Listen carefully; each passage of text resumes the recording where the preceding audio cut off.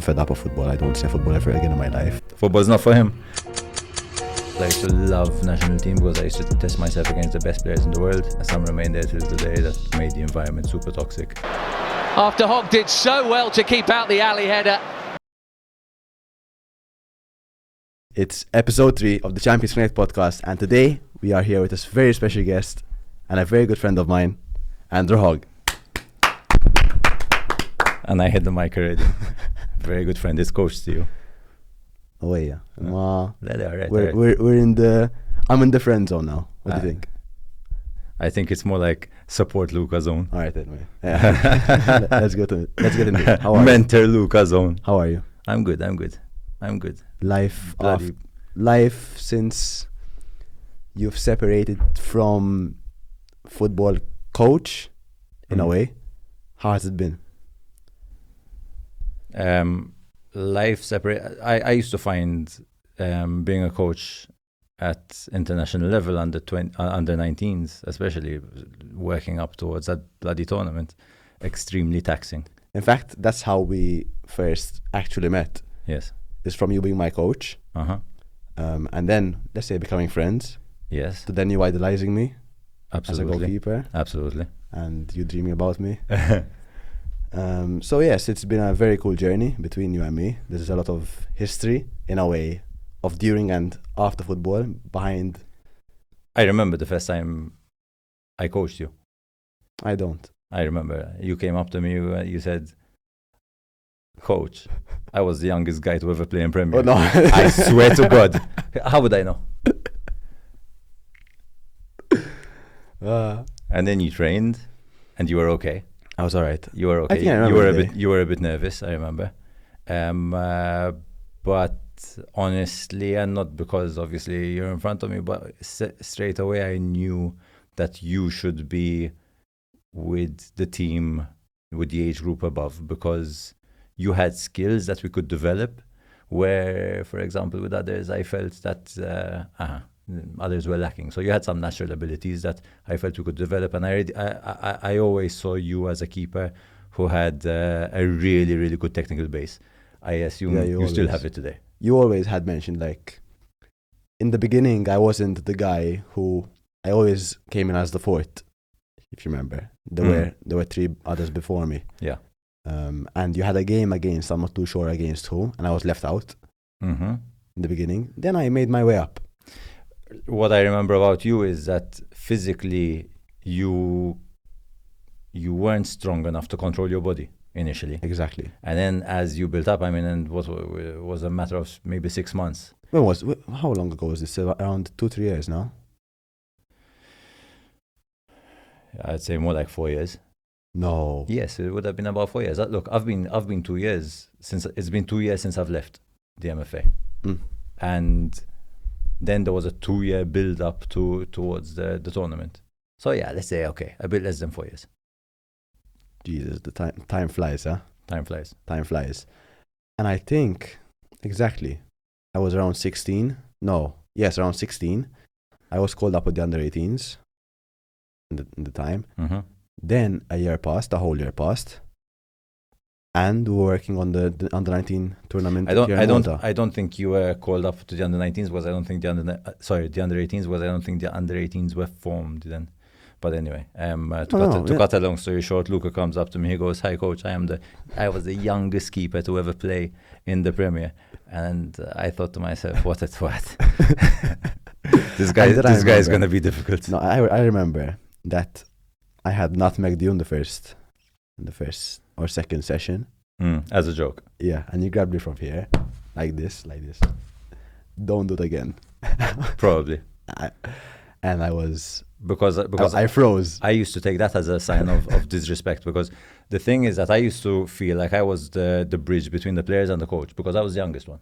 Yeah. And but I was the one just out of football, and I felt that you guys can relate with me a lot better than, for example, with the elder coaches. And but then I felt like I had to keep a certain amount of distance. So I remember there was a guy on trial from Gozo, and he tried to put the ball through my legs like that. And I said, "Listen, if you want to come back again, like, make sure you don't do this again. You know, I was harsh with him like I was harsh with you. So I felt like I needed to stand my ground and not let you little shits Let's go back to how you started as a person. So let's go back to my mom and my dad met, and not like that. No, how I started as a person. I was conceived in Canada. Okay, it's a start. Yeah, complete.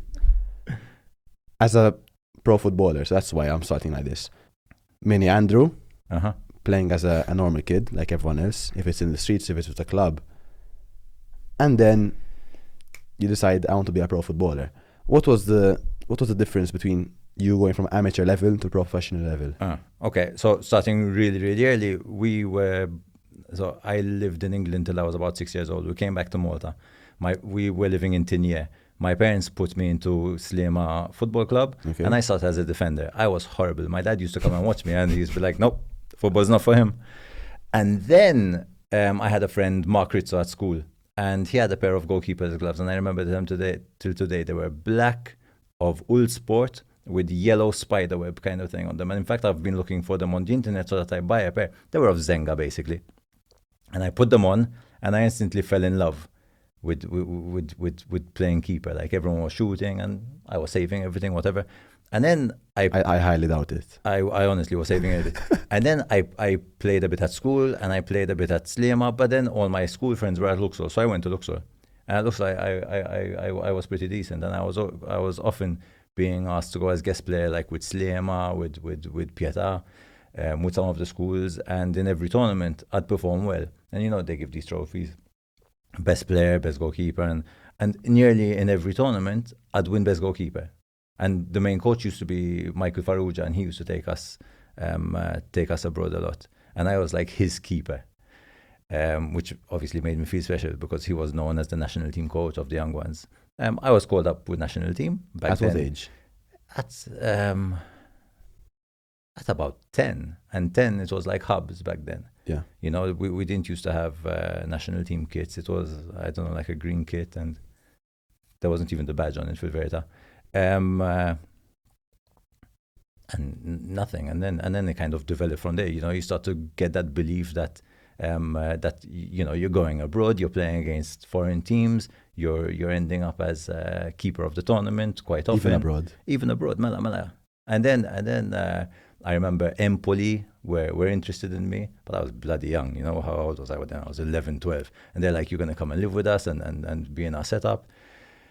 Nothing ever materialized. And then as time went by, I joined Pietà, and Pietà, the president, he was fantastic at Deutsche Cambria, and he always tried to get his good players to go abroad. All right. He had a lot of contacts, whatever. I remember I went to Milan. There was a pitch just by, they had a facility just by Malpensa Airport, and it's basically of the nursery, whatever, Settore Giovanile. And I went for a trial over there as well. And by what age were you? Were you 14? 14. Around 14. Okay. Literally, we traveled up, we did the trial, traveled back down. Was it just you? Or was it a group of people? No, then it was just me. Okay. Then it was just me. You went up with your parents? No, just me and him. Me and the president. Okay. And then I remember then there was I had some family from Messina, and I wanted to do a trial with Messina as well, and they asked me to stay on. But for some reason, I couldn't stay on. I honestly don't know why. And then when later on in life, when I was 17, I went to play for Bari, and this was also set up by. Had you played in the Maltese Premier League before all this? Before going to Bari? Yes, at 16, I debuted in the Premier League against Hibs. Didn't beat me yet. Hibs won the league that year. And they beat us 1-0, and we had 10 men. And I played a blinder of a match. I got man of the match, and I played so well in that game. And do you think that boosted your career till this very day? Look, that performance. At the end of the day, it reinforced my belief that I can compete with the top guys. You know. Just before we continue, I would like to mention that Andrew is till this very day one of Malta's best ever goalkeepers, with multiple caps with the national team, which will be around 6-7 caps if I'm not mistaken. Yeah, 6-7 caps. Around 400 club appearances. I have no idea.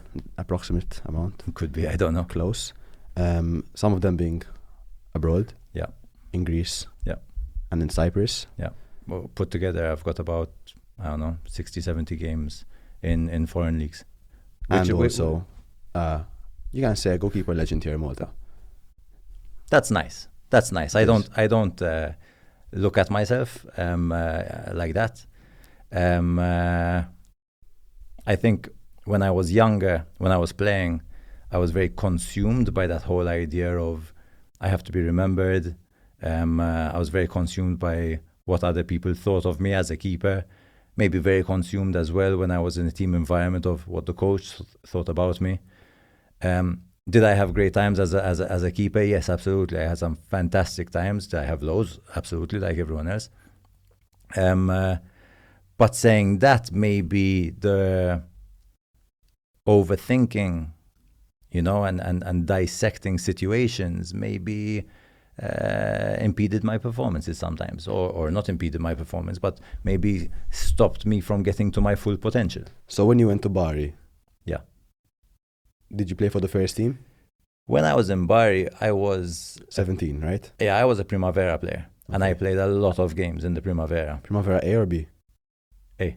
A. No. We were one of the top teams in Italy. Okay. Like we got to the playoffs. We played. We got knocked out against Atalanta. Atalanta had Consigli. Consigli, I think still plays Serie A till today. But I remember a bunch of good players. That maybe are not still around till today. But I think you showed me one with Immobile. Which one? A picture, Immobile. No, not me. Yes.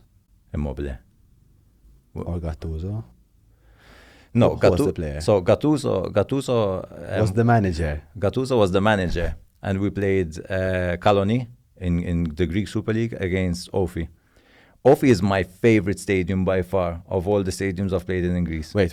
Before we skip through to Greece, let's stick to Bari. Okay, and then we'll go on to the funny part of the. Okay. Bari, and you played in Primavera. So I played in Primavera, and it's Primavera is super prestigious, especially, and there's this tournament in Carnival. It's called Viareggio, and it's like for the rising stars, and it's a huge tournament. We got knocked out though, pretty early. We had a bad tournament there. But then I also used to train with the first team, and I mean the first team was Serie B team, but the coach was Marco Tardelli. Fucking Marco Tardelli, I mean, I walked into the dressing room the first day, and there's Marco Tardelli going, "Hey, Bimbo." He didn't even know my name, I think, because I was the young guy, coming in from. Of course. And Primavera was under 21s. It's like under 18s, but 3 of the senior team can play with us. So like there was a guy called Rashid Nekrouts. Rashid Nekrouts was like the legend of Bari. He was Moroccan. I think he was Moroccan captain as well at some point. And the guy was a beast, and the guy used to suffer from a lot of injuries. So there were a number of games where he played in front of me, a central defender. And I remember one time I came out and I missed the ball and I smashed him in the head at the back. And he looked at me in disbelief, and then he gave me the nickname as Portiere Scarso, like shit keeper. But I mean, maybe he actually thought that, I don't know. It happens. All right, so from Bari, where did you end up? And how did it happen? So Bari started slow for me because I was homesick, but I have fantastic parents. I have a fantastic family backbone.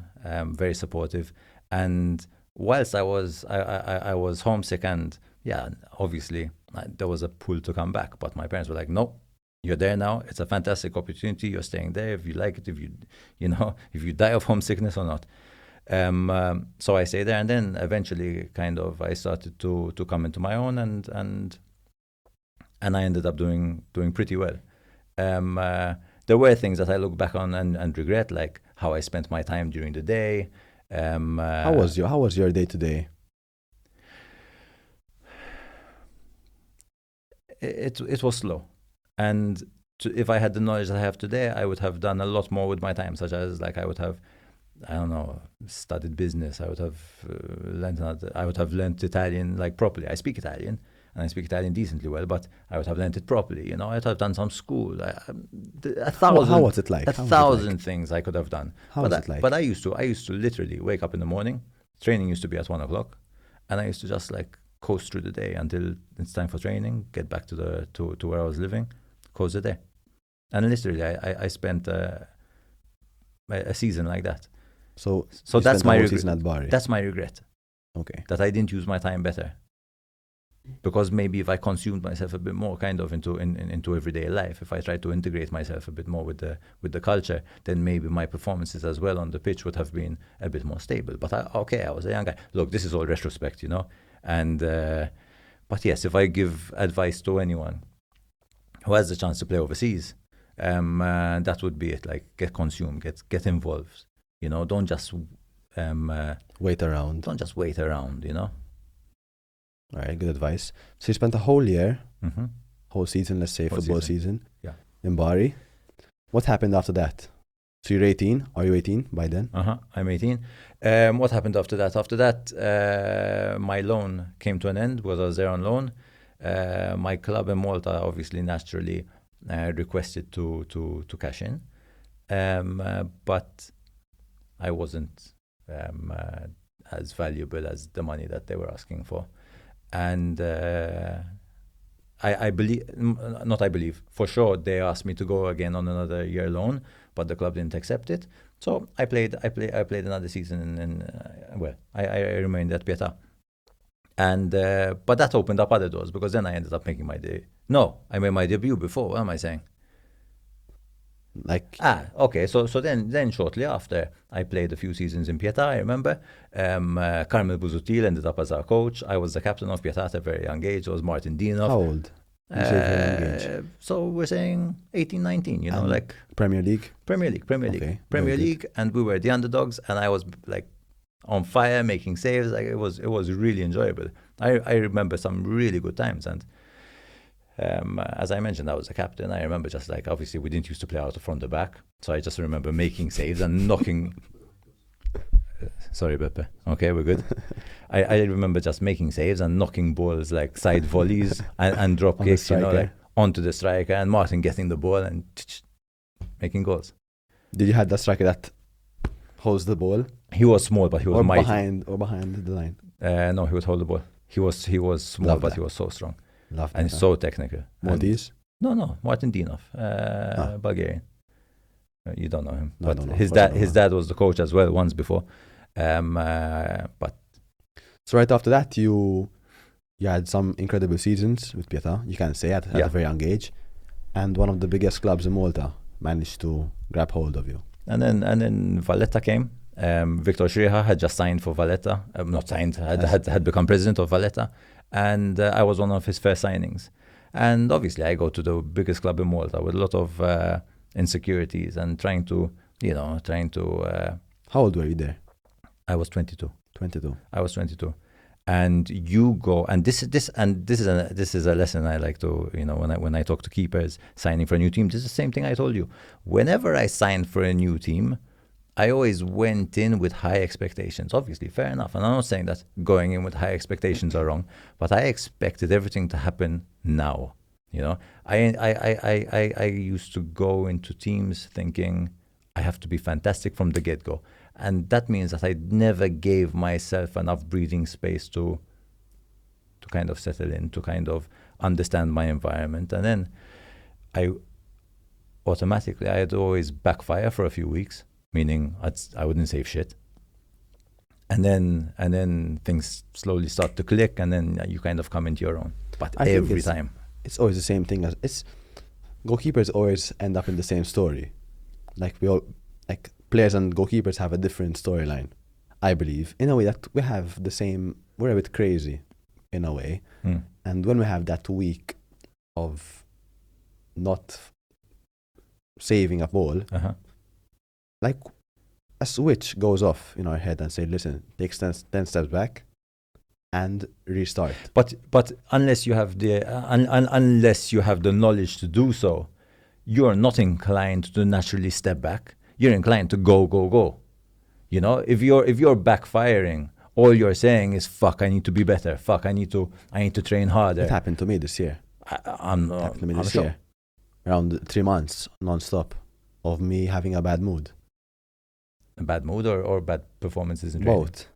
Yeah, okay. Both. Exactly. So it ends up in a bad mood, of course. you know? No, totally. And then you start to doubt yourself, and you start to think that you've made the wrong decisions, and decisions in terms of signing for that Exactly. particular team. And oh no, what have I done? And my career is going to be over, and all of that. And then things start to Click in. click, and before you know it, you're making saves. You're energized again, because it's another thing. Once you start malfunctioning, you feel like totally drained of energy because you're overthinking, and you go out into the pitch You and don't you're feel tired like already. you don't feel like you start having arguments for nothing. You start feeling embarrassed because Exactly. of some of the goals that you let in, and for sure, I honestly felt it in every club that I've been to, simply because I've gone in at 120 miles per hour to prove to everyone now. It doesn't work like that, especially in the position of a keeper. I always say, and I've told you many times, to be a keeper, you need to be, there is that element of madness. There is a bit crazy, but it's all about calculated steps, being in the right positioning. It's never at 100 miles per hour. Breathing. How many people coach breathing? I think goalkeeping taught me not just about a ball. It taught me how to connect with people, For sure. show my presence, show who I actually am, and see who I actually am as well. So it's not just a ball. For sure. You have to have a certain type of momentum in your life where you have to go out on the pitch in front of thousands of people here in Malta, hundreds of people. And if you make a mistake or if you play a right game, you stay humble, get up and continue walking in a way of life. So football didn't just teach me, about a ball and technique. I think for you guys, and especially you guys, tipo, the keepers of like who have the good fortune to have, mentors. I'm not saying because, like, for example, I mentor you often or whatever, and with I think, for example, the reels that are on, the snippets of some of the podcasts that are on where they talk about failure and motivation and all that. In all honesty, I think it's brilliant stuff. Because when I was young, we never had this stuff. I never had a real mentor to tell me, listen, take a step back, see it from a different angle, breathe. No. I used to have, because you're malfunctioning. And, okay, thanks. But help me out. How am I going to fix it? Because what would I do? Then I'd work myself into the ground. And I'd still be in the ground. I'd be in a worse position than I was. And Valletta is one of the biggest clubs in Malta. And you signed for Valletta. You played around 4 or 5 seasons with Valletta. I played 5 seasons. Consecutively? No, consecutively all the time. That's what consecutively means. And in my first season at Valletta, I had I had a really fantastic season. I came second best player in Malta as well. Player? Yeah, of the season. Okay. Because they robbed me, basically. So you think it was a misjudged opinion? Yeah, but I'm biased. And who had one? No, I can't say. I'm not going to say. Yeah, tell us. We have to know. Kevin Viper, all right? You robbed this from me. Who did he play for? Marsa. Okay. No, I remember. Like, we played the last... It was like 3 games until the end, and it was us against Marsa.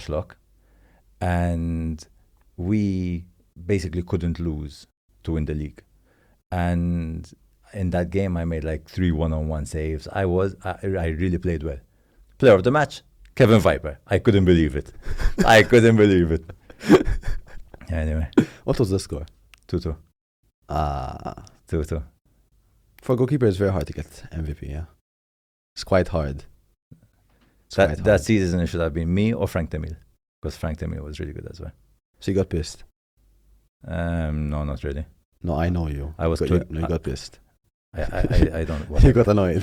Probably I got annoyed. Yeah. It's normal. For sure. It's normal. For sure. After a whole season, you're playing well. Then, not robbed, but maybe the wrong decision was taken, in your opinion. It's okay. It passed. Yeah. I'm alive. What happened with the last few months with Valletta? Nothing. How did it end? So in Valletta, I won 3 leagues. And so it was five seasons, 3 leagues. And like a trophy and a few Super Cups, etc. The last 2 seasons, we won the league without a loss.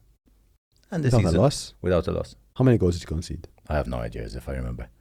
I don't know. But not many. I think maybe 14 in the whole season. Something like that. We're really good. That's fun, huh? But maybe, again, the opposition might not have been that good. I don't know. I don't know. Whatever. Maltese football, though. You never know. And then last season, and Valletta offered me a contract renewal. And technically, I could have been really comfortable, because I was the captain. There was Gilbert Ajus, but Gilbert Ajus was retiring. And I was the natural Ongoing captain. Ongoing captain, and I captained the side for a number of games that season. So I could have really just stayed there, and I would have been comfortable. And very possibly would have still been playing today, and I would have been playing Valletta and, King of Valletta and all that, like, fun stuff. But I had a true desire to play abroad. I wanted to test myself against bigger and better players. I just had that desire. Okay, so when you had the desire, there are many players that say they want to play abroad. What was the first step you had taken? So Valletta came and offered me a contract. I had a discussion with my father, with my parents, whatever. And I remember these words, and my dad said, "Look, ultimately, if you never try, you're never gonna know." So I went back to Valletta, said thank you very much, and in my mind it was going to be either I'm going to find a club or I'm going to apply for a job with Emirates. Yeah, it was like that. Because so it was just like no Malta. No Malta. But right. Because I wanted to grow, okay? And so I said no, but I didn't have a club, and basically there were like 2 or 3 long weeks where... I like that. What? You shocked me of Emirates. Yeah, it's true. It's different. And I had 2 or 3 long weeks where obviously I had a few sleepless nights. And to cut a long story short, one of the agents that I was in contact with called me and said, "Listen, we have this opportunity with Paralimni." I was like, "Who's Paralimni?" And he told me this side in the Cypriot Premier League, First League. And their keepers are both retiring, and they need you, and they're going to get someone else to come and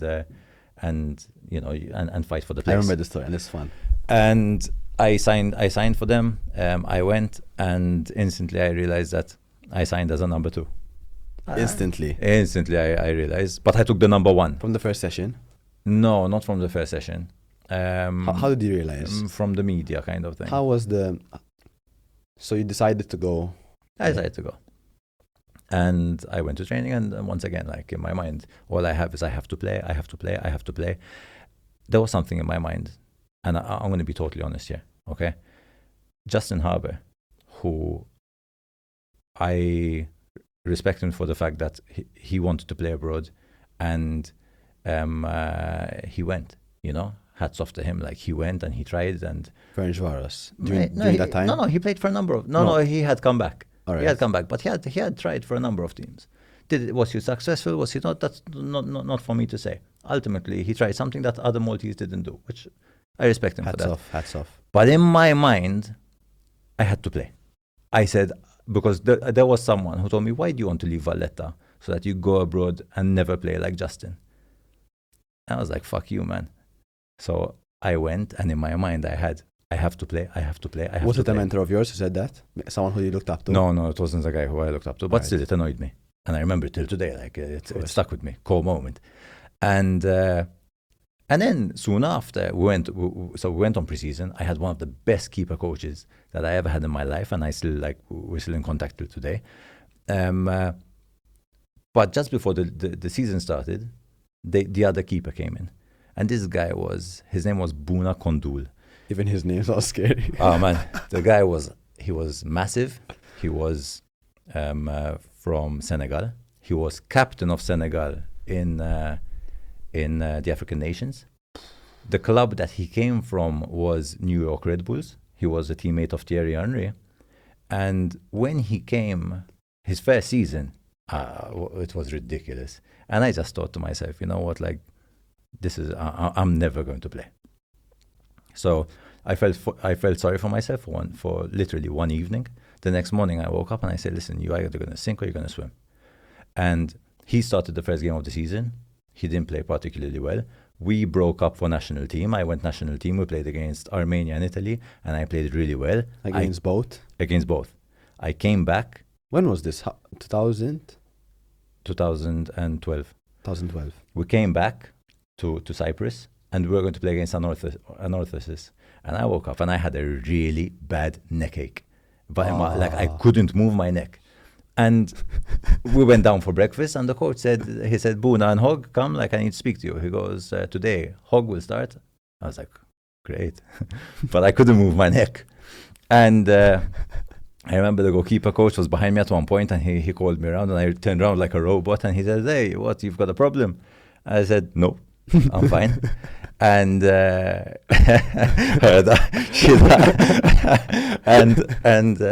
we went out for the warm-up, and if you know how Anorthosis stadium is, it's beautiful, but it's a very, very hot stadium. Like, it's on fire, like. And in the warm-up, I couldn't save a shot. I was horrible, man. But I was horrible. But how were your crosses? Because that's the worst, when you don't catch a cross. I don't remember, but I was horrible. That's all I remember. And I was in proper pain. But then the game started. Ball comes in, a free kick from the right side, header, and a reaction save that I saved. It goes off the post. 90 minutes, man of the match, team of the week. Fuck, everything clicks. Boom, boom, boom, boom, boom. And then from then onwards, I didn't miss a game. And I promise you, I was one of the top 2 keepers in the league. It was me and the keeper of Apoel. His name was Parto. Right? He was a Brazilian. Me and him. And honestly, every training session, I would wish that Buna leaves. But that was the wrong mentality. Thank you, Buna. Like, thank you, because you kept me there. You pushed me, like, to my limits. In fact, maybe 2 years ago, I found Buna on Facebook. I sent him a message because he was a lovely guy. Honestly, lovely guy. And I said, I apologize for the way I acted with you. Because it's not because I was an asshole, but I wasn't a friend. I was a competitor. So every time I was at training, I wanted one thing. It was one thing. And I couldn't be your friend. Once again, I wasn't an asshole. But I was in competition mode. There were many keepers along the line where I wasn't friends with them because they were assholes. This guy was genuine, and you couldn't hate him. He was lovely. Lovely. Shout out to Buna. Like, I remember him. He was older than you? He was 1 year older than me, but Nike used to send him gloves. Like, he was sponsored. He was sponsored by Nike, fully sponsored by Nike. They used to send him gloves with Buna time on, like, it was his slogan. It's Buna time. I like that. And I used to be like, fuck, man, this is cool. You know? No, brilliant. And I love it, honestly. We're mentioning the very fun times. What about the tough times? When you went abroad after playing for Valletta, you're there, and you're like, fuck, I'm alone. It's hard. I'm alone. And how were you mentally? How was your mental state? But then again, I was a bit older, and I was a bit more mature, and back then I knew what I wanted. 25? I was 26, 27, and I knew what I wanted, you know, and then it was like, okay, the bullshit's gone. I think the time, for example, the times in Malta where I did malfunction, like there was a period with Valletta where I malfunctioned. I scored an own goal, for example. Bep, probably going to get it up. It's a shitty video on YouTube. No, but I actually want to talk about this because we had a whole meeting, me and you, about this. That against Albania, so I want to go back to a story we had during our coaching, him coaching me. Albania, friendly, who played at Tony Benzina Stadium. I was dead before the game. no energy. I remember. I was like, I couldn't even talk. And a shot comes in. The shot was like a pass. It was if I find the video, I'm gonna put it in this. And I go grab it, like scoop it, and it goes through my legs. We're winning 1-0. You know how Malta is. We're rarely on top in the beginning. And we scored 1-0 against Albania. They had amazing players playing for Juventus. They were players. I was like, boom. And you, from the line, it was like 39 minutes. You walked me through the half pitch. There's a long walk to the dressing room. You're telling me, listen, it's fine. It's gonna pass. And I had an okay second half. I was still shaky. And then I had to go through like a bit of sessions to get over it. And you explained this problem. So what happened during that game? So what exactly? When you shot into your post. In other words. But what happened? So the ball came. Yeah. So the ball came, and I controlled the ball underneath my body. And I tried to switch play with my right foot, so outside of the foot, and I literally miscued it. Can I put this into pod? You can, and I literally miscued it, and I shot it into my own post. Now, obviously, I say you can. Before I would say, please don't, because I was embarrassed about it for sure. But now I use it, and you said that you'll put this, you'll put the video of you making a mistake. Looking back, I was embarrassed, but we should use these moments to teach others and to not, to be brave about it. At the end of the day, we're human beings. Everyone makes mistakes. That was a big one. People, like, I remember the rush of people running towards the perspex, wanting to kill me because we were playing against Hips and we were literally fighting for the league. And that was 1-0. The score ended 2-0, right? No, we won 3-1. 3-1? We won 3-1. We had Michael Mifsud, he got us out of trouble though. Yes, and then... But the good thing was that after that game, it woke me up. Did you have any threats? Throughout my life, I had a few, but like not death threats. Because I remember you mentioned something, and it came back right now. If you guys just watch the video of you making the own goal, sometimes people may say that you got it was some type of match fixing. That's how people think about it. Did you have anyone approach you regarding the situation? No, I don't think so, because I think with anyone with half a brain cell would understand that. Listen, if you're going to throw the game, you're not going to fucking shoot the ball into your net. Listen. It was a genuine mistake. I suffered the consequences. Like I didn't sleep for a week. The next game, I was super focused, hyper focused. I think I saved the penalty next game as well. We played against Lema. So listen, like that's how it is. And these things pass. Exactly. There's no mistake that's is unbeatable at the end of the day, and I've told you this before as well. Our career is long. It's a long journey. There are going to be thousands of ups. There are going to be thousands of downs. It's understanding that failure is part of it. Failure is part of it, and failure is fine. Failure makes us grow. If we don't fail, we don't grow. Like, I'm not shocked, but I'm thinking of what my brain was going through during that time. It was a friendly, I understand, but there were also agents, and I know there were agents watching my game, and from particular clubs that were interested. So it's not just, and if I find it, I'll put it in for sure, if I find it, because I want people to understand. So I'll send it to you. I knew it. I don't have it. I don't have the it. hard drive. I don't have it. You have it. If you have it, send it in. I don't know. I don't think I have it. We'll find it and put it in. Anyway, moving on.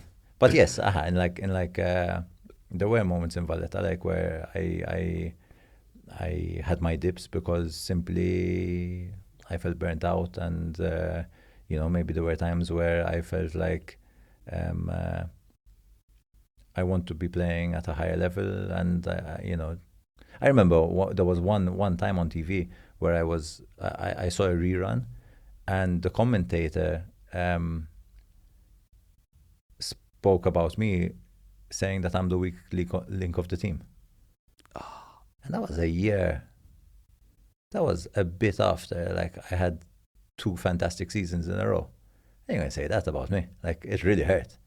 But it's fine, man. You roll with the punches, you know, and just built me up to be more, if you know what I mean. And once again, like, we went to Cyprus. We had a fantastic season. When you went to Cyprus, did you live alone? Yeah, I lived alone. I lived alone. My partner Sabrina started to. She came up sporadically. You know, she'd come up every so often. But yeah, It wasn't consistent living. No. For the most part, once again, I see a lot of young players in Malta, and they've said, like, what, I'm going to go and play for a team abroad, and they're not going to pay me like more than anywhere near 5,000 a month. When I was in Cyprus, I was earning 2,700 euros a month. Okay, 2,700 euros. At 26? At 26, you know, I mean, it's not great for a footballer, and that money most of the times we wouldn't get paid, because that's how Cyprus was. That's how at least my club in Cyprus was at the moment. But in my mind, that was a stepping stone to something bigger. The season finished, all right? Season finished, and... Did you get paid the total amount? No. Till this very day? No, because I told them, keep the money, but I'm going. Like, you know, it's I want a clean break. Because my aim was to go to the Greek Super League, because, you know, the natural progression from Cyprus is Greece.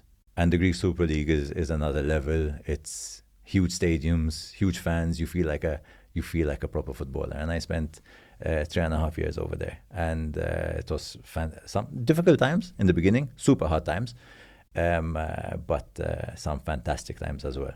How was it relationship-wise? What do you mean?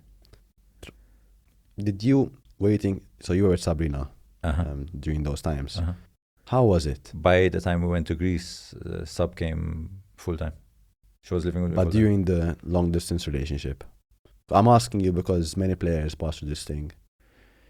It's not easy. No, it's not easy, but we were in a really good place, and it didn't feel like it was a long time until she came to live permanently, and then Alice was being born, and you know, and our family in Cyprus or in Greece? In Greece.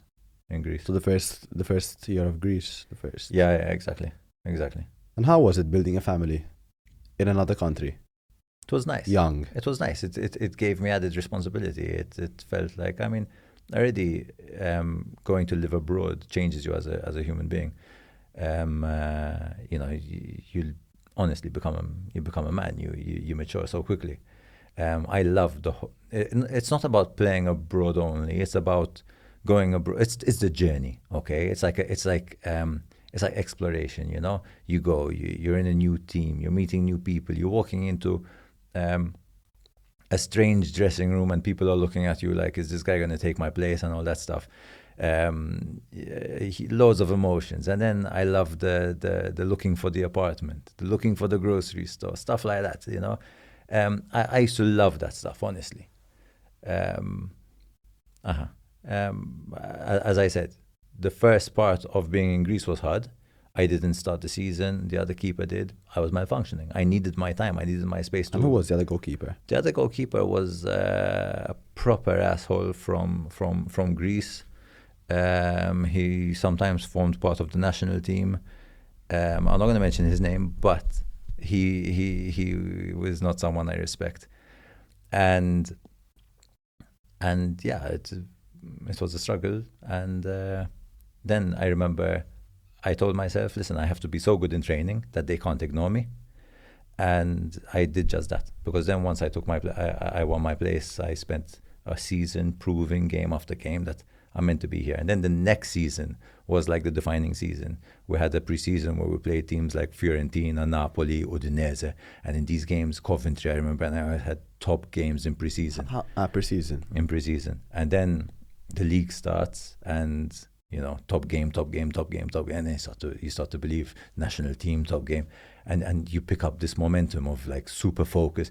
Then yeah, sometimes it's not so. It's also not so healthy, because you become so competitive and so inside of your mind, right? And then with the family, I started to be less present, because there were times where Sab used to tell me, you're with us, but you're not with us. She used to get angry at me, obviously, Of course. because my mind is either in the past game or in the game that's coming, you know? That's why I asked. And obviously the constant focus, and to a certain extent, and I say this like might surprise some people, but there's an element of paranoia. There's an element of paranoia in your club, national team, and I think the element of paranoia keeps you there, because my competition by no means is not going to take my place. So I'm always focused on that as well. I'm always hyper focused. And then, like, even in training, you know, you're not their best friends. You can't be their best friends. I saw multiple highlights where you were the number 26. 24. 24. 24? And number 17 in Greece. Why is that? Well, 24 was given to me in Valletta, and I liked it. So they had it ready, and I liked it. 17, I was always looking for the 17. Basically, when I was young, I was a huge fan of Frey. And when Frey, obviously, I don't know, Frey was playing with Verona, and he had number 17. And for me, it just like lit up my eyes. That's basically one of the reasons why I became a goalkeeper. I remember all these keepers like Peruzzi, Pagliuca, Frey, a bit of Zenga, but Toldo, you know, these keepers. I remember their kits. I remember loving their kits, and at school I'd be doodling their kits and like creating kits of my own. And I used to love. So you were always a goalkeeper fanatic. Exactly. Yeah, I was. I still am till today. I won't watch a game of football unless I like the keeper. So last night I watched Milan Inter. I think two of the best keepers in the world right now. Serie A. Let's say Serie A. Even the world. Somewhere. Complete keeper. He's short, huh? Yeah, He's short, huh? I don't know. Around 117. You can check it out. How tall Sommer is. That would be cool. Hey, and John Malia's podcast only has someone who checks these things. Fact check. Hey, Beb. Beb, you have to be faster. You're sweating.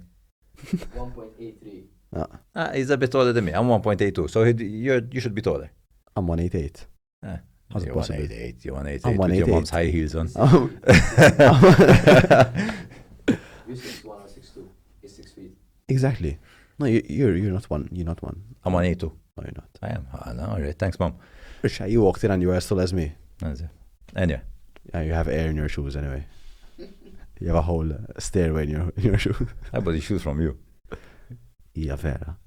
You're a wheeler dealer, I swear to God. You just want to get.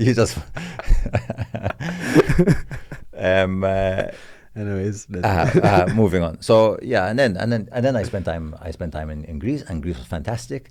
Came back to Malta. So when I was in Greece, the last season, there were two issues.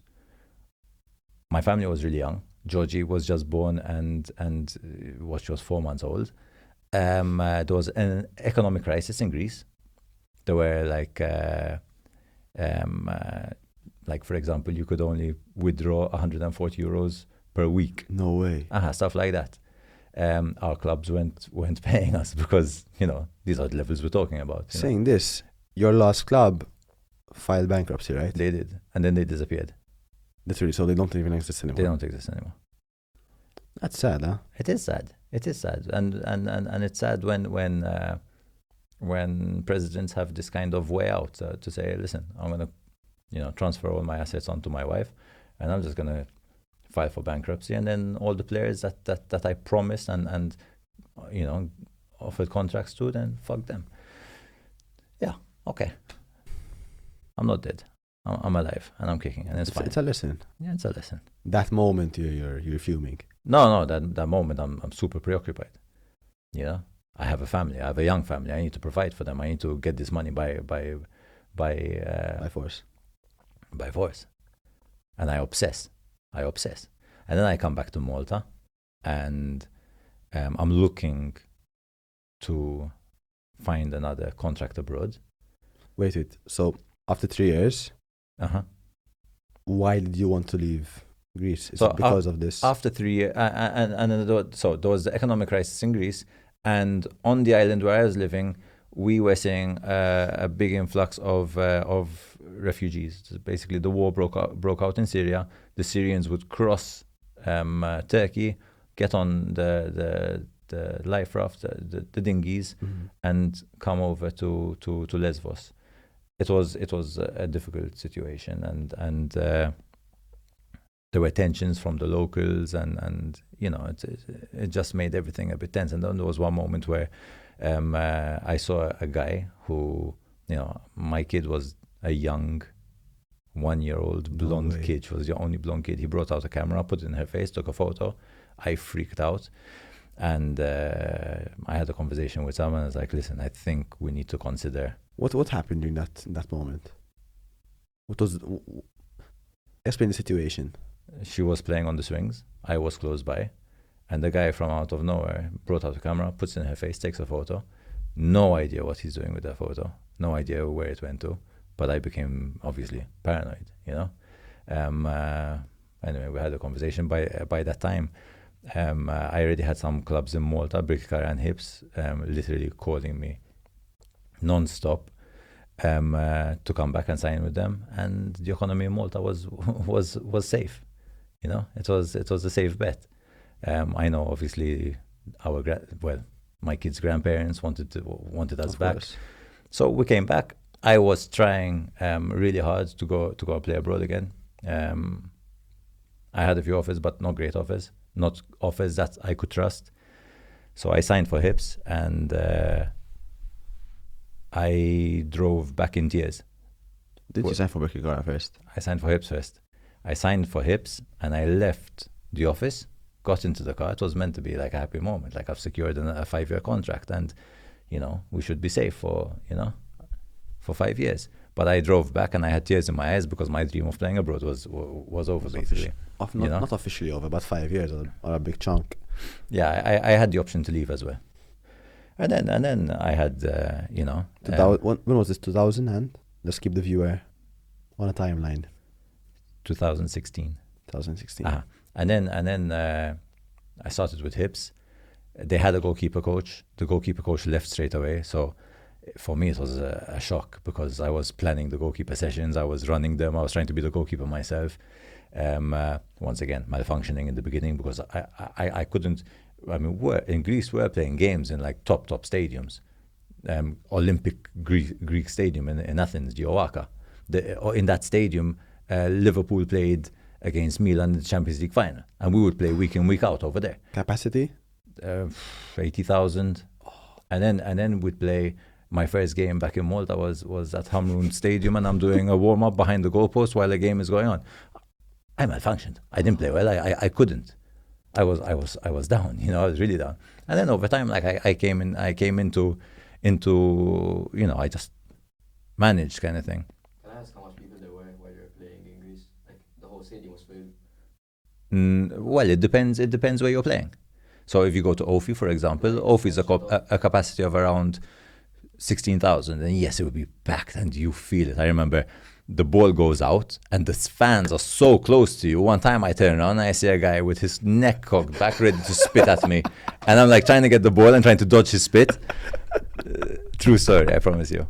But also, you walk into Ofi Stadium, and the bus will stop you, and there's graffiti everywhere, and over outside the door, just as you enter, like from the players' tunnel, there's a graffiti of the Grim Reaper. You know the Grim Reaper?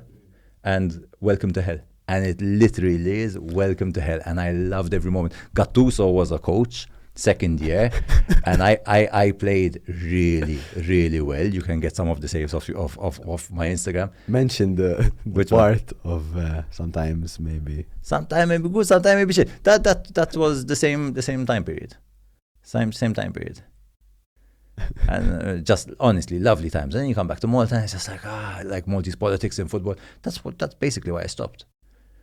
And then we came to the time. I'll tell you this. So when I came back from Greece, it was February. So I had a period of time without a club because you couldn't sign for anyone. And the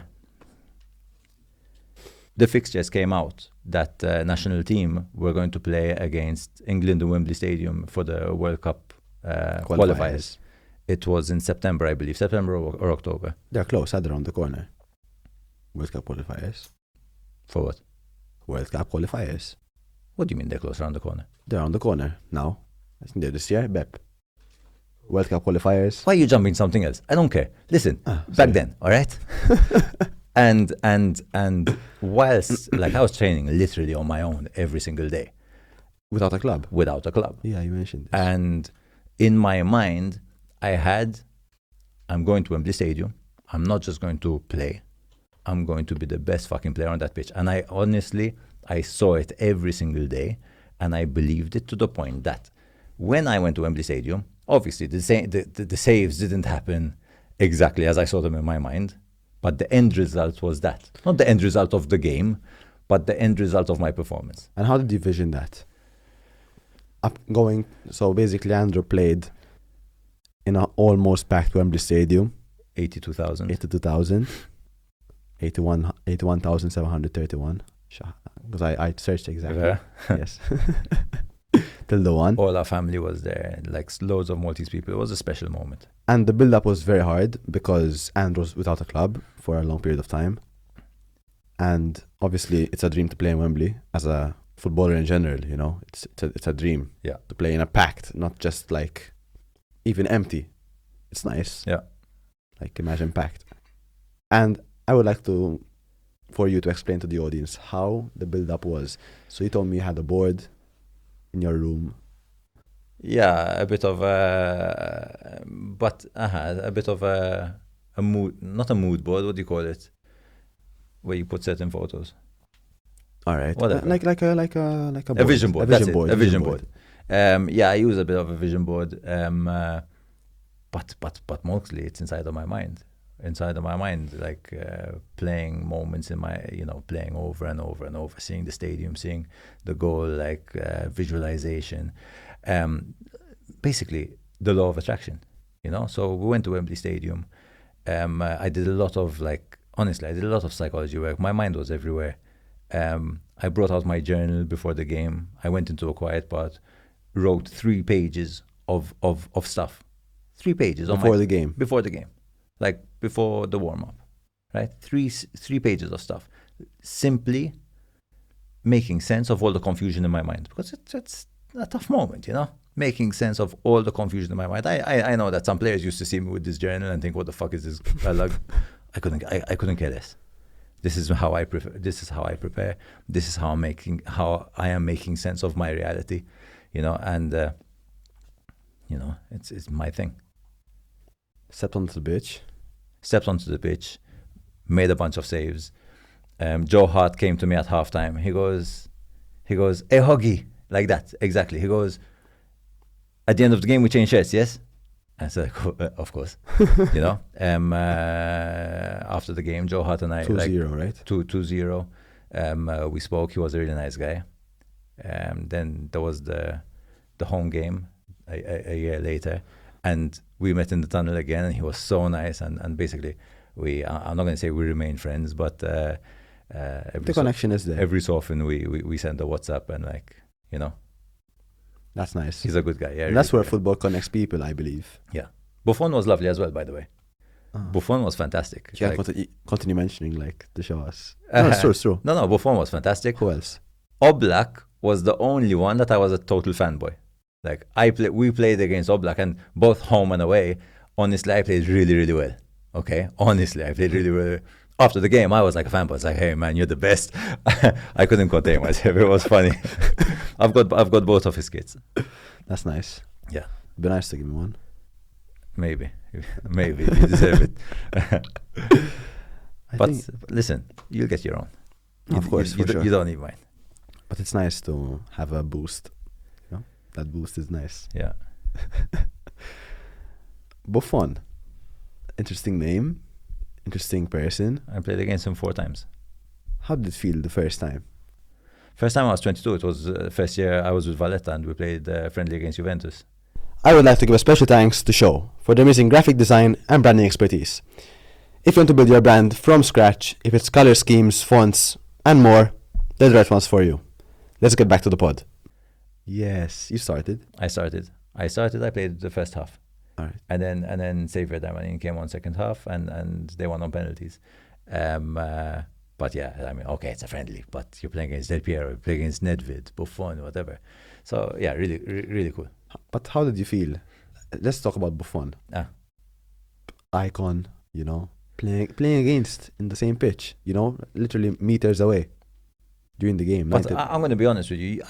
You play against whoever you play. I never looked at, like, once the game starts, I never look at you and say, oh, that's Ibrahimovic. Wow, man, like, he's so amazing. Like, I want to hug him. Sure. No, it just goes, and you just react and play. But then you, like, after the game, when the whistle is blown, wow, I did it. Yeah, I suppose, yes. But it comes hours after the game. Yes. That realization, I did it, you know? When you're sitting alone. And I was thinking about it, like, when you were younger and you see these guys on television, you actually go to the stadium, like if you go see a game, and wait for them. Mm-hmm. You wait for hours for them to come out. I remember. You're there. You're in the pitch. I remember getting Zubizarreta. You know, remember him? No. Fuck, man. Spanish national team goalkeeper. He was goalkeeper of Barcelona for a long time. Like, idol. You know? I remember getting his signature, going to school the next day. Oh, guys, look at this. And then you're with And they're like, as if it's fake. No, it's not fucking fake. Then you're with them. No, with him never, because he was very Of course, old. yeah, Then you're with them. Of course, it's satisfaction. Look, it's like, honestly, amazing times. And I look back fondly, you know. I want to go back to, how did you end up without a club before Wembley? No, I was without a club simply because we came back in February, and I had to wait until I took my team to FIFA because they weren't paying. Okay. Simple as that. And who's the team? Caloni. Okay. And then I came back to Malta, and I had to spend that time until the transfer window opened for me to sign again. And then I played for Hibs. I went to Brickcara, played for Brickcara. Very difficult time. And then basically I got injured. And I had an honest conversation with myself. What was the injury? I had a substantial rupture of my elbow ligament. I had an operation, basically like a cruciate, whatever. And I was out for quite a lot of time. Had an honest conversation with myself. Do I want to continue playing? I think I've had enough fun. Like, I'm happy to see what the world has in because we as footballers, we tend to forget that. You know, like we tend to live in a bubble where football is everything. We think that everyone's focused on the Maltese Premier League or whatever league you're playing in. You know, and like, oh my God, the next game, and everyone's fucking focused. No, man, there's so much more. And I'm not saying that players should drop what they're doing to go and live life, but I had only experienced football. You know, then I went into psychology. You know, I got my degree and I got a master's in psychology. Today I work in corporate. I work at the brew house. The brew house, what's the brew house? It's the old brewery. It's fantastic, man. I love it because I'm challenging myself in a different way, in ways that I wouldn't have expected. I opened up a goalkeeper camp for kids where we look after kids between the ages of 9 and 14, and we do camps and they come and we talk about psychology and we get guest speakers and you know, even this camp has grown super rapidly. And why the age? It's interesting. You mentioned ages between 9 and 14. 9 and 14 simply because I mean, through trial and error, you start to realize that over 14 years old, they're very consumed with their clubs and they don't have that much time to be in camps. In camps for Valletta. But my goal with these camps is, one, I always felt that Maltese goalkeepers never had a technical identity, right? If you look at the Italians, they have a technical identity. If you look at the Germans, you say, you know, they're German. Portuguese, Brazilians. Whatever. In Malta, we never had that. So I want to give a really good technical base, you know, obviously based on what I've learned, but also on so it doesn't mean because I've learned this that Bilforce we're doing this, but based on what I feel makes the most sense. You know, I think I have enough experience and maturity to you know, expertise maybe to know what can benefit a keeper and what can't. And number two, obviously, because I did 6 years of bloody university, you know, to get my master's degree. in psychology, to be a sports psychologist. And, mental skills are everything. And I wish that I tell myself, how much better would my career have been if I had a mental coach or someone, to guide me a bit better. So this is all, important stuff. And we're trying to expand. We're trying to make, we're trying to collaborate with foreign clubs as well. And some player agents that I truly trust because, Of course. there are a few, not many, but there are a few. I'm lucky enough to have made connections and good friends. But ultimately, listen, two things. One, I want them to come to a place where the main aim is to have fun. And I want people to trust me. I don't want people to ever say, Andrew's just there to the money, to make a buck. If you guys noticed what I'm noticing at the moment, and I've obviously studied what you've done before we met, and obviously between our friendship, that Andrew used his name that he built along the years from football to start something new with his career. So when he opened this camp, Andrew Hogg is the goalkeeper coach. Am I right? Yeah. Andrew Hogg is a goalkeeper coach. Let's go, because he's made it in the Maltese league, played abroad, multiple caps. He can teach you. So why can't you guys leverage your name? That's what he did. That's something I learned from this episode. And obviously, I mean, first camp, I got you with me to help me. But why you? Because you were, obviously, we have a good relationship and you're someone that I trust, and you have a very, very good technical base. So if I'm going to show an exercise, I felt that you were perfect to be able to show the young keepers, and say it is what it is today, and I'm really, really proud of the direction that we're going. We have a super social media page as well. My partner Sabrina looks after that, and I couldn't be prouder, honestly. One thing I liked from the camp is that you added on. Obviously, I wasn't consistent in the camp, but from what I saw, that it's growing. That Andrew made all his goalkeepers with the number 1 shirt. Because there's different levels of goalkeepers in the camp. They're not all excellent goalkeepers. Sure. But obviously there's a learning base for everyone. But they all had the number 1 kit. And I believe that even just looking at it makes me say, listen, I want to fight for that. Sure. Even if you were number 27, 99, the ideal number for a goalkeeper is 1. And 1 is a unique number. Yeah, I mean, the idea behind it is like, I love the idea of having good branding and something that when people would see it on social media, they say, that's Andrew's camp. I like bright colors. I wanted them to feel like proper goalkeepers. So we've got number 1 printed on their back and their surname or their name, whatever. I honestly, I want them to feel like $100, $1 million, whatever. $1 million sounds whatever. Nicer. Sounds nicer. Sorry, I've been listening to Trump and Rogan podcasts all day. Now you're listening to this one, huh? Young retirement, Andrew. Young retirement. What do you mean wrong? Young retirement? Because I retired young. Yes. How? Really simple. Criticized? Criticized. I couldn't care if I'm criticized or not. No, but honestly, a lot of people couldn't understand it because I truly feel like if I had to join a team today, there's a good chance that I can perform decently and maybe I'll get signed. I think I probably will get signed. I think I'd need 3-4 months of training and I'll get there because I'm still pretty active physically. How old are you at the moment, Andrew? I'm going to turn 40 next month. And really simple. I wasn't having fun anymore.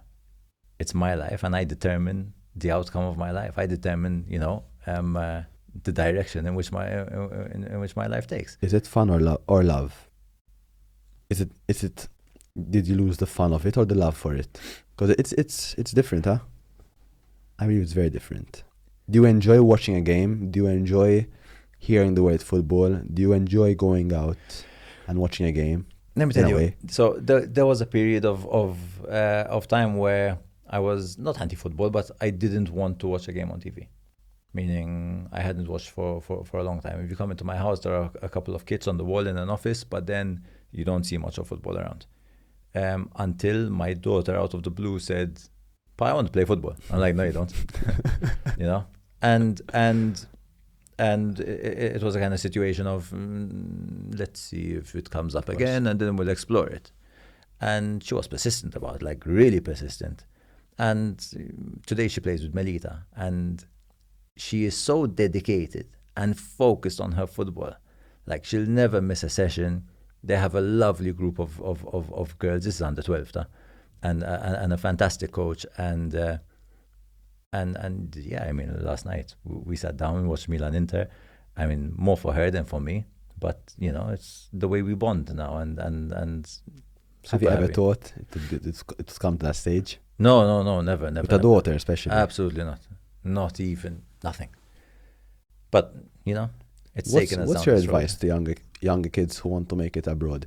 Do you think that they should grow their skill set in Malta? I have friends that panic because they're not abroad yet.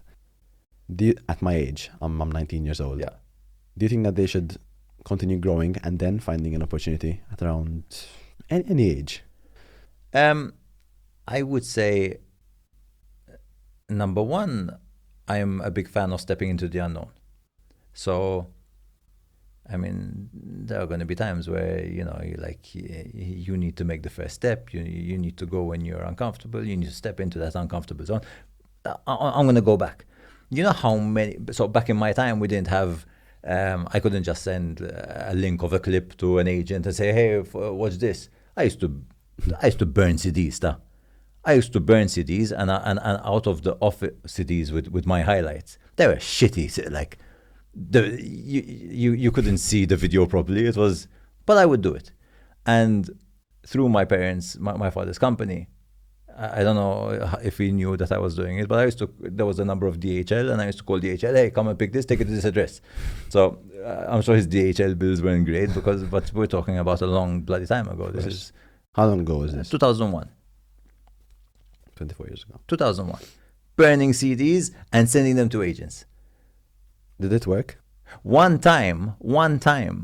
But this is before I went to Cyprus. I somehow got the email address of Nicky Papavassal, whatever, a Cypriot coach, and he played for some Premier League clubs in England. And I sent him a message. I said, "Listen, this is me. I've sent you my CD, my DVD. Just give me a chance, and I'll prove to you that you've made the right decision." I never got an answer back.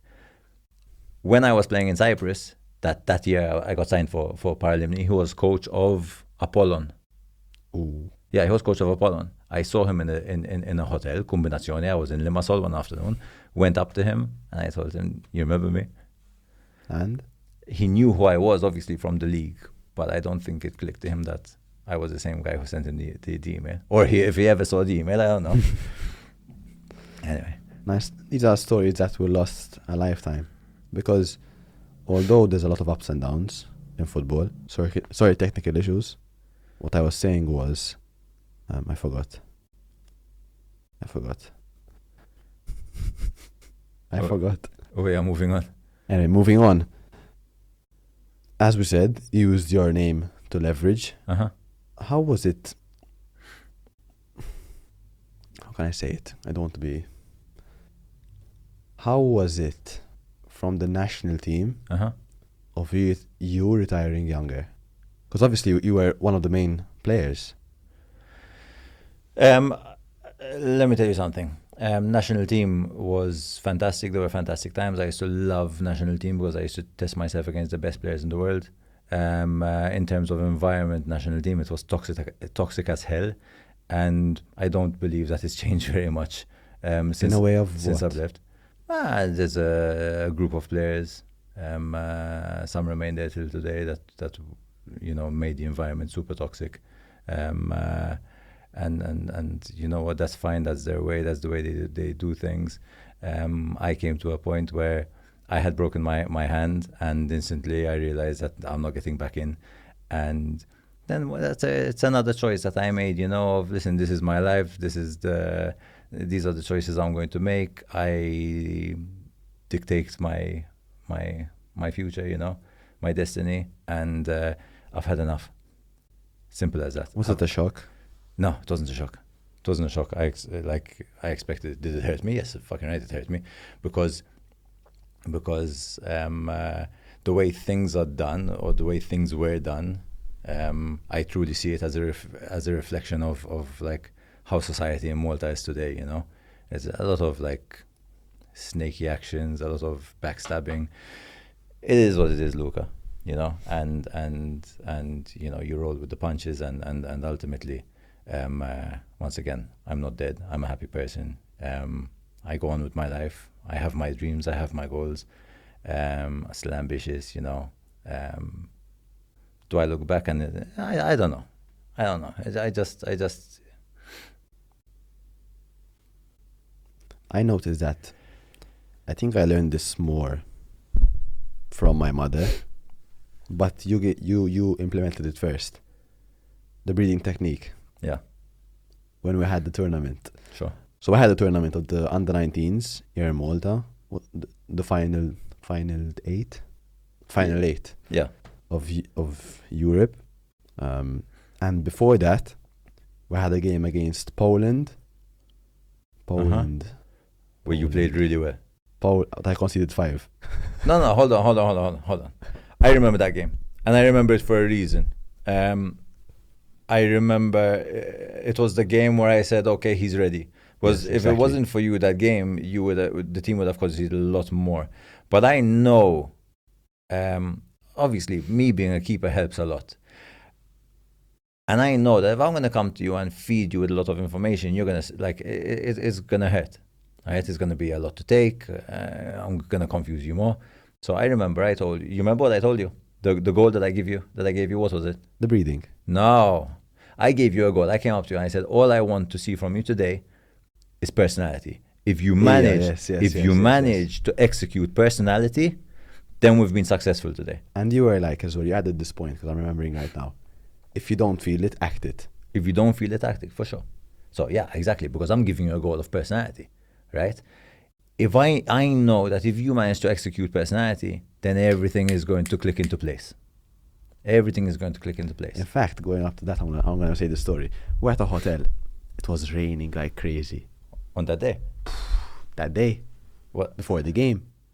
It was raining before the Germany game as well. I remember. We played in Centenary and we conceded like 7. I didn't play. Then the last game came up. We played Portugal, Germany and Poland. It was like a friendly. The Poland game came up, you're all there. I was ready. I felt ready, like from a week before. And we sat down in this room, the starters, starting 11. No, whoever wanted to attend. Remember how it used to be? Yeah.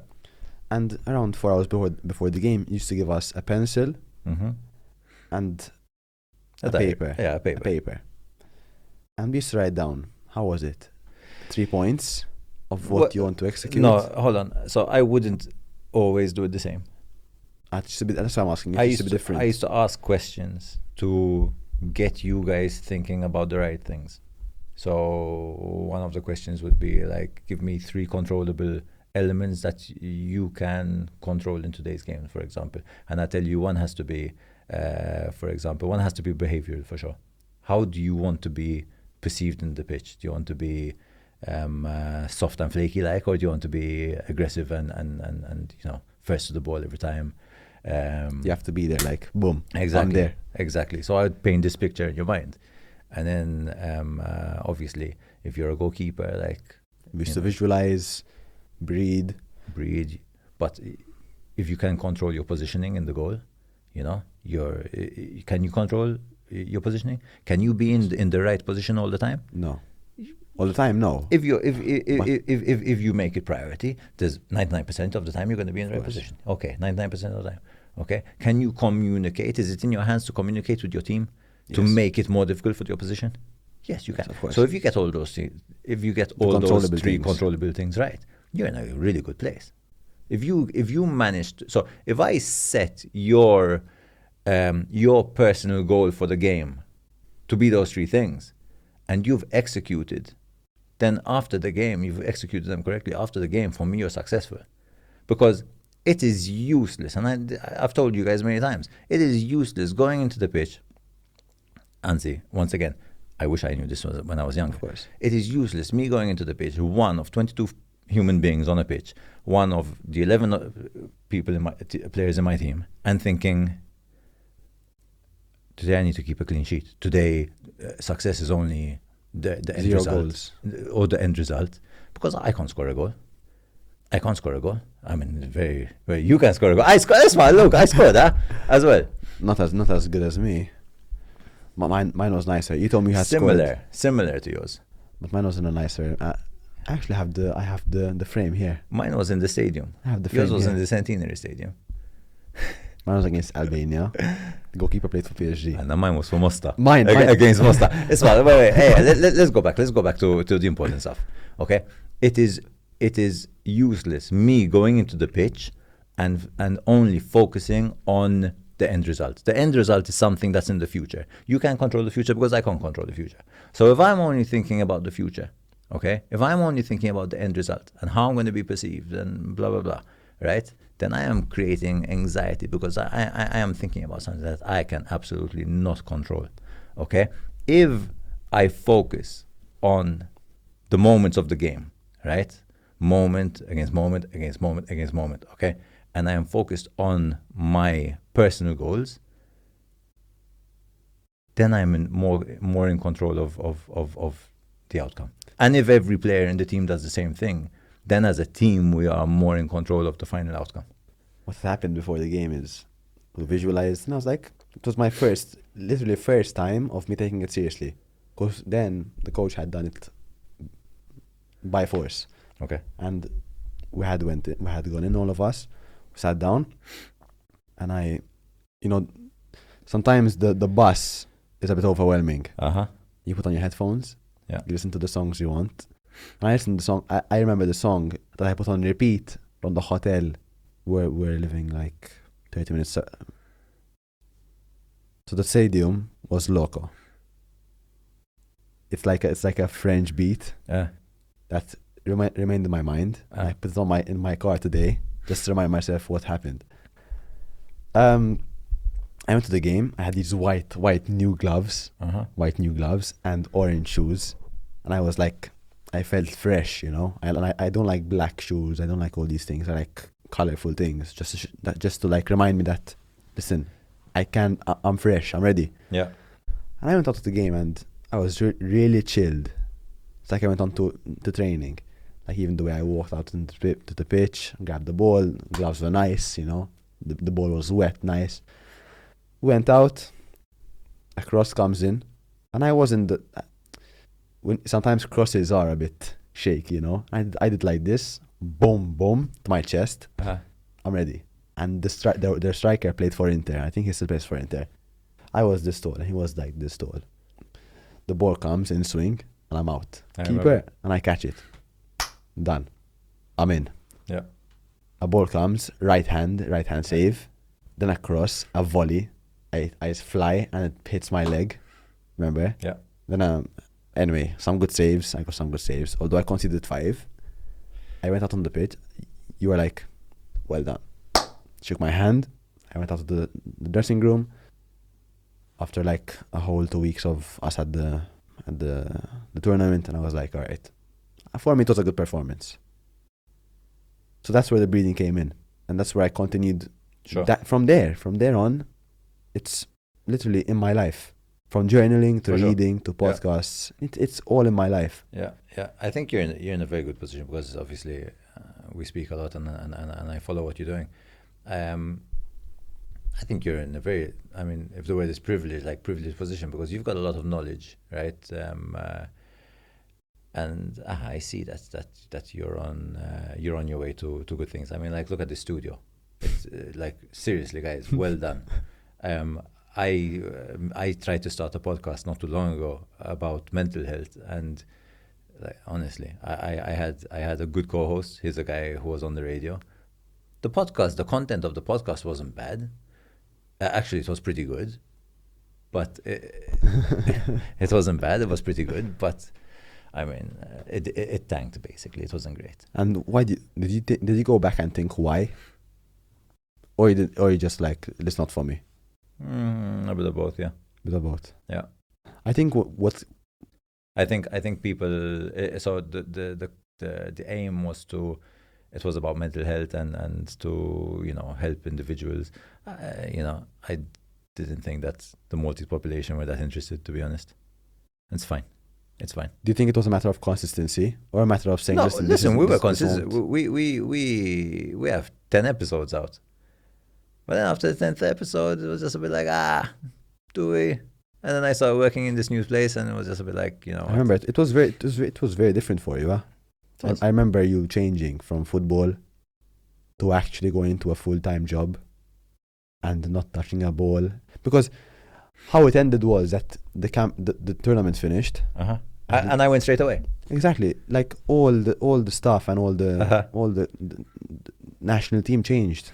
Even the players, we felt it, from having some coaches and then them leaving or going on to bigger clubs. Yeah. It was so different, and with you especially, since a goalkeeper coach is always so close to the goalkeepers. We're like, I'm fed up of football. I don't see football ever again in my life. I remember this talk. It's true. Like, I don't want to step on a football pitch. Then when you started the camp, I was like, what? Yeah, but you knew about it as well. Like, I didn't know. But no, it was never one of your ideas. exactly. Yeah, fair enough. It was never one of your ideas. And then you called me like, listen, let's meet up for lunch at the brewery. It's like, all right, let me see what he wants, like what his idea is. It's like, I want to build a goalkeeper camp. But even the brewery is fun, man. I discover new areas of new interests. Like I'm really into craft beer. Craft beer. Like you have your the Chisk and Chisk Pilsner and all that stuff. The usual beers, whatever. But then there are some really amazing craft beers that are created in microbreweries, and they will have their own unique tastes and made in Malta. Well, you can get that are made in Malta, and we make some very, very, really good beers here. We make really good beers in the microbrewery in the brew house as well, because there is a microbrewery. It's the greatest part of my job, man, that I can go around drinking beer. It's so crazy that a person can change so much. Listen, I don't drink a lot of alcohol. I'm going to be honest. No. We're speaking not about you being an alcoholic. No. Lashe. No. I'm going to make it very straight up. But I do enjoy craft beer here. But you changed a lot, even from I've known you. And the first time we met, right now, I had bought goalkeeper gloves from you. That was the first time. Yes, I remember. It's true. It was very like, bye. Give me the money and fuck off. But I didn't know you. I didn't know you. So, Andrew, I'm going to move on to, not tradition, because it's only my third podcast, but I'm going to keep these because they're interesting, quick-fire questions. Okay. For you, that I ask. So I had a podcast with Zach Muscat, a good friend of yours, and they were fun. Okay. And also with Adam Sullivan, okay, who's the co-founder of Bulletproof. Yeah. And they've been fun, so I'm going to implement them into these. So, they're more of a one-word question, not prolonging. I'll do my best. In a way, but we'll try. So the first one is, we have 10, okay? What drives you? You need it really quick. What drives me?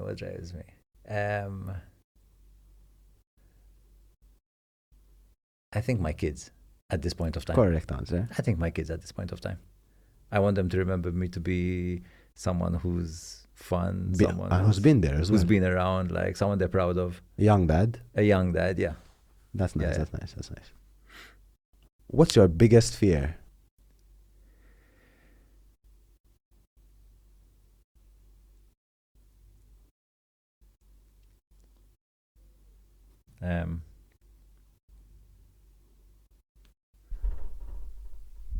I don't know. I can't answer this.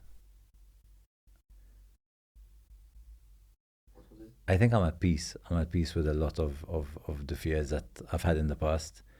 It would have been failure previously, but it's not something I'm afraid of anymore. losing loved ones, I suppose. Okay.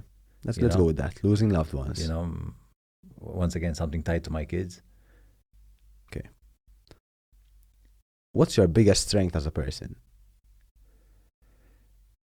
My ability to keep going forward despite you know, adversary, and you know, self-belief, I suppose, ultimately. Self-belief. Like, I believe that in if I put my mind to anything, I can achieve it, even if I'm starting from zero, or even if I get knocked down, I can get up and keep on going. I truly believe.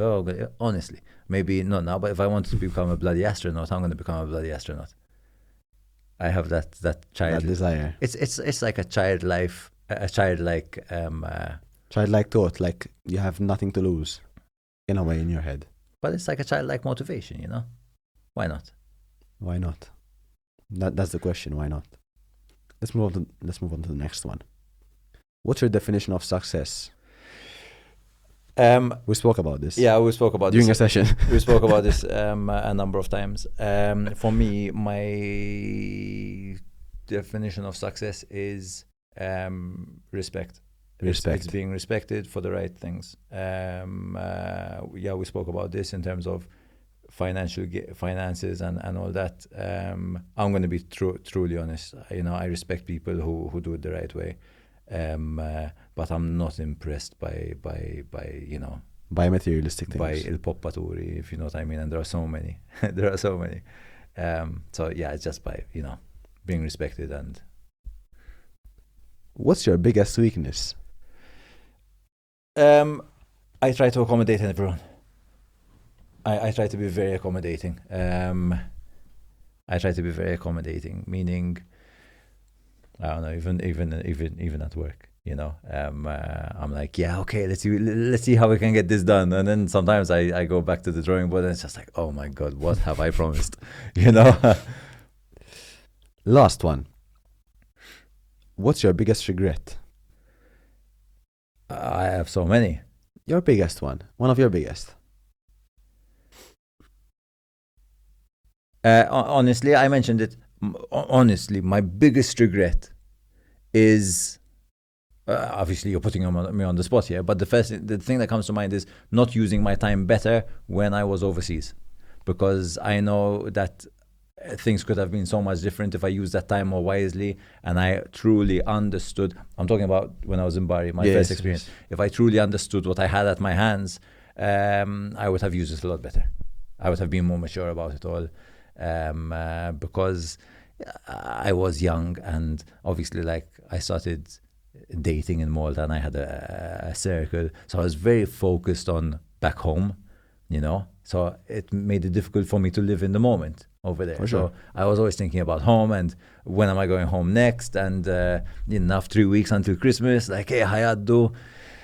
So like a timeline. Yeah, it was like you want to waste time to gain time, in a way.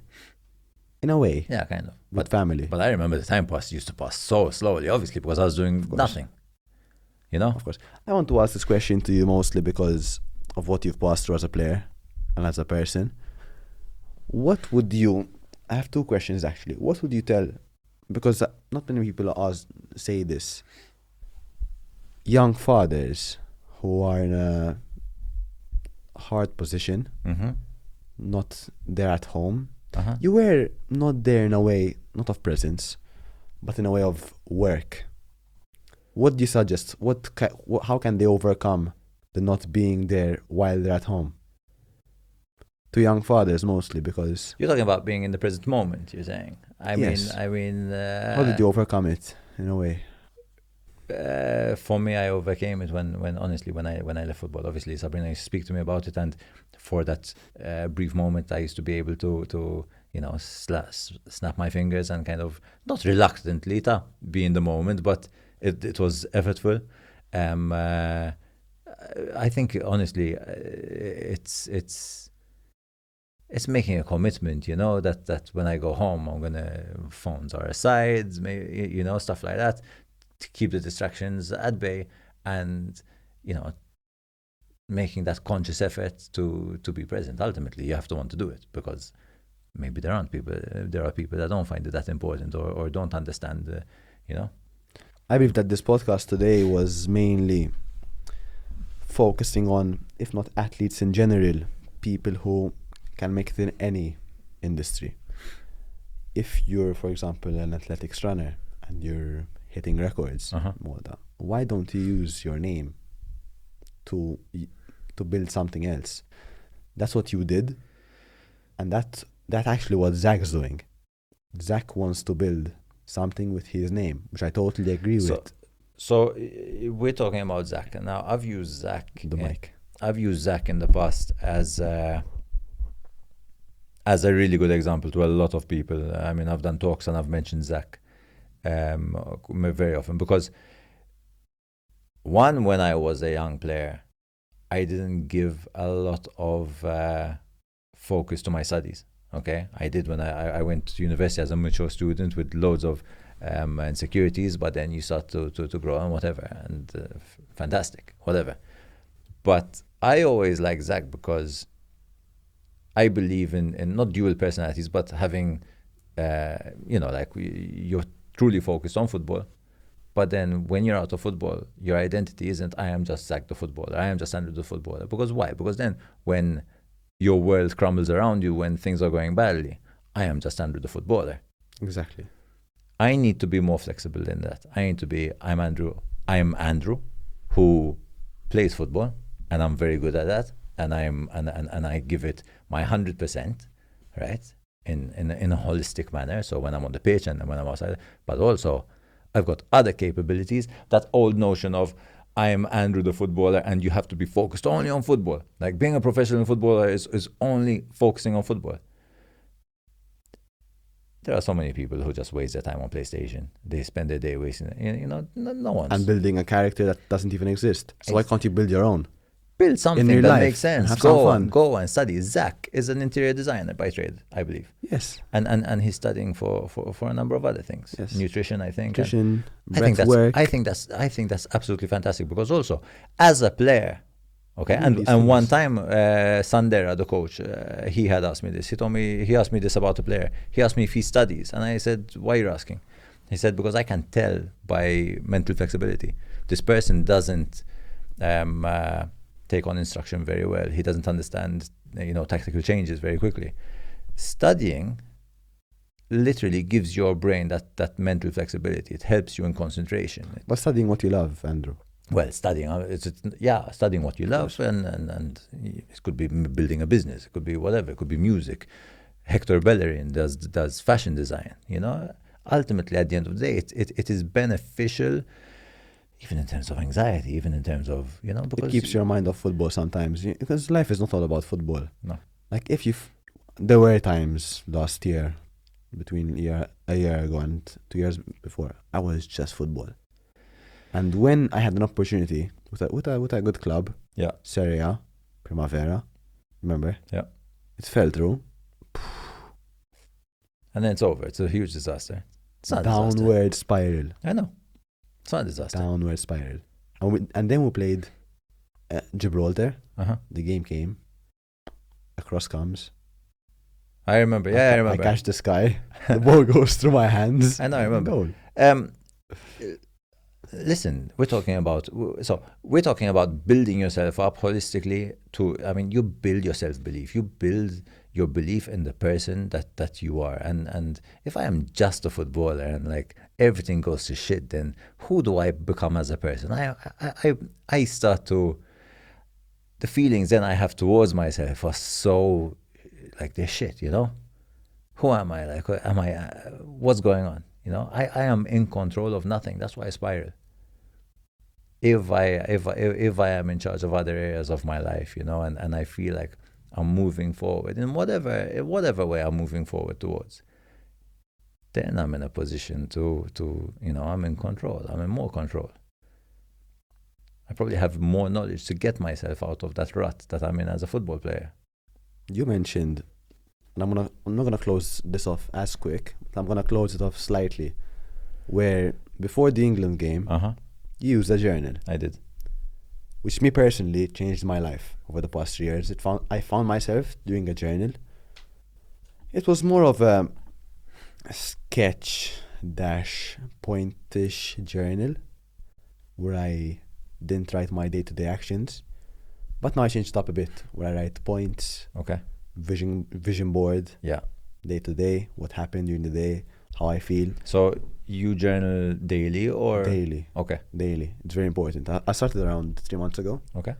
but from 3 months ago Sure. backwards. Sure. So I want to pass on this that I like to pass on to all my guests is an empty journal, Cool. literally empty, Yeah. okay, empty, which forms new beginnings. You Love can it. use point form, write Yeah. down notes, vision your goals, So cool. notes for goalkeepers as well. Yeah. It's up to you. Yeah. It's very plain, I love it. but very fresh, So in my nice. opinion. Yeah. Okay, I'm gonna be honest, I don't write every day. What I do love to do though is my sister Emma taught me this. She's a psychotherapist. She's all about life goals and everything and progression in life and life strategies basically. People come to me in the street and tell me, your sister changed my life, and I'm like, my sister? because she was so timid when she was younger, you know, and today she speaks in front of huge crowds and everything. So she's really impactful on people's lives. And she got me doing this. New Year's Eve, I sit down, I go over everything that I've achieved in the past year and then where I want to go with the next year. And I write down my goals, and literally I start 2025, for example, going out like a sniper looking to achieve goals. Were you grateful for the last year? I am grateful for By writing them down? Absolutely. But I superseded my goals greatly from what I had written in the diary last year. And 2024 was, 2024 was like 2023 was the same. The year before that was the same. So it's just a trend, and I feel that you know, the ability to always move forward, that's what I think is success in life. You know, there isn't achieving new milestones. There isn't, in my opinion, there isn't that moment like, you know, I buy the new car or I buy the new house, or when this happens, this will happen, you know, and everything will be fantastic. I thought Wembley Stadium, if I perform well in Wembley Stadium, it's going to be fantastic, and then an English club is going to get me and it's going to change my life. No English club came to get me. I just went into a spiral. But because of your expectations. I believe that success is staying in motion, always trying to grow. So that's your motivation, Yeah. young guys. Yeah. Staying in motion. Always. Although you have those downs and just keep going. It's a journey. It comes up and then goes to the ground. Yeah. Then it could be higher than the latest. Yeah. I got you something too. All right. And I got you this. First gift. No one got you a gift before? No. Assholes. So this, and I got you this because it's a book that I've read. This is a brand new book though. A brand new book. Smell it. I'm joking. Yeah, okay. There you go. So it's James Kerr. It's called Legacy. Okay, what the All Blacks can teach us about the business of life. I don't remember 100% like the context. The context. But it's basically I feel that it's a good book for you because you're a driven person and you're in sports, and it's all about what team sports and basically sports teaches you about everyday life and motivations, and you know it's full of great learning. Thank you so much. Thanks so much. I give this a read for sure. It looks not too big, which is my liking. When I see these books, like they're like they're like steps. It's written in big No font malls. as well. They're like escalators. Unfortunately, I can't read those. But when it comes to these, I really appreciate first guest that got me a present. I like that. To close off the podcast, Andrew, Adam, our guest before you, left you a small note. He didn't know who's going to be the next guest. Okay. We asked the guest to leave a short question for you to answer. Okay. And you're going to do the same. Okay. I want to read it out to my audience.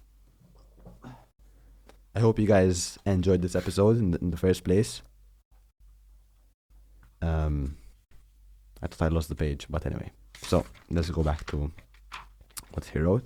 So Adam, this is my first time reading it as well. I didn't read it. I read it out loud. If you had, alright, this is interesting. If you had 360 days to live, what would you do?